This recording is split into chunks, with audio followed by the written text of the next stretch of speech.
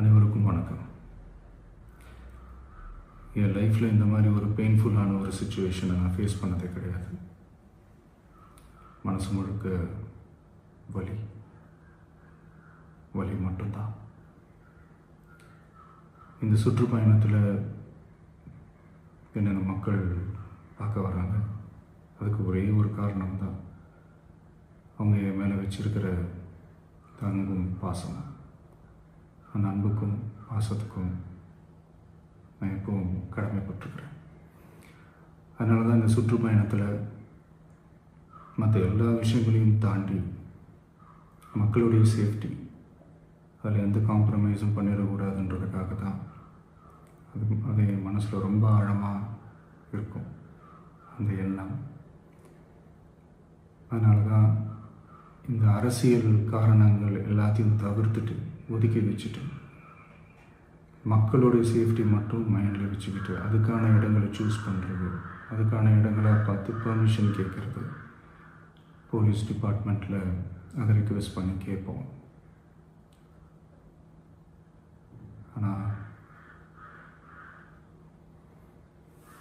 நடக்கக்கூடாதது நடந்துருச்சு.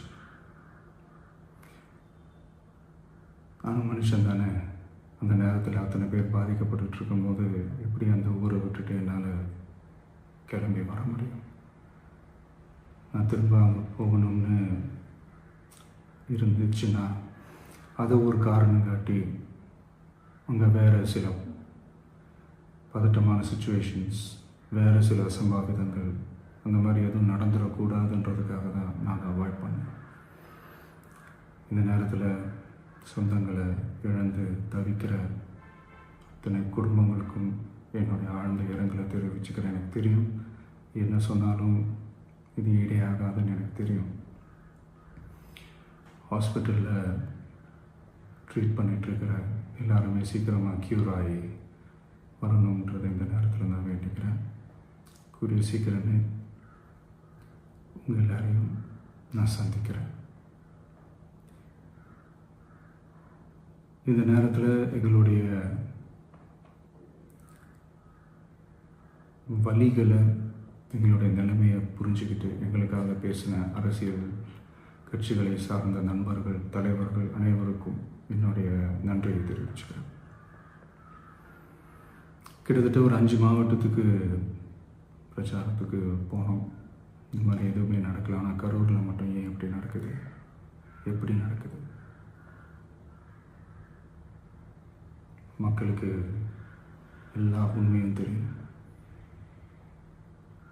மக்கள் எல்லாத்தையும் பார்த்துக்கிட்டு இருக்கிறாங்க. கரூரை சேர்ந்த அந்த மக்கள் அந்த உண்மையெல்லாம் வெளியில் சொல்லும்போது எனக்கு கடவுளே நேரில் வந்து இறங்கி அந்த உண்மைகள்லாம் சொல்கிற மாதிரி எனக்கு தோணுச்சு. சீக்கிரமே எல்லா உண்மைகளும் வெளியில் வரும்.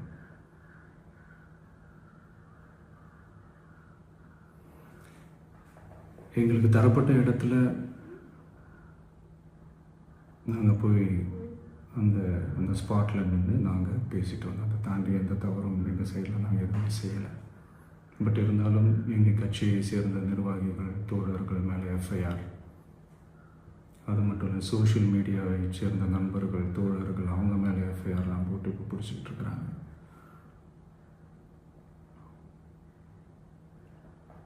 சிஎம் சார், உங்களுக்கு ஏதாவது இந்த பழி வாங்கணும் அப்படின்ற எண்ணம் ஏதாவது இருந்துச்சுன்னா என்ன வேணாலும் பண்ணுங்க.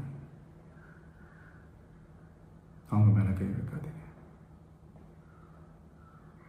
நான் ஒன்று வீட்டில் இருப்பேன், இல்லை நான் ஆஃபீஸில் இருப்பேன். என்ன வேணாலும் செய்யுங்க. நண்பர்களே, தோழர்களே, நம்மளோட அரசியல் பயணம் இன்னும் ஸ்ட்ராங்காக, இன்னும் தைரியத்தோட கண்டினியூ ஆகும்.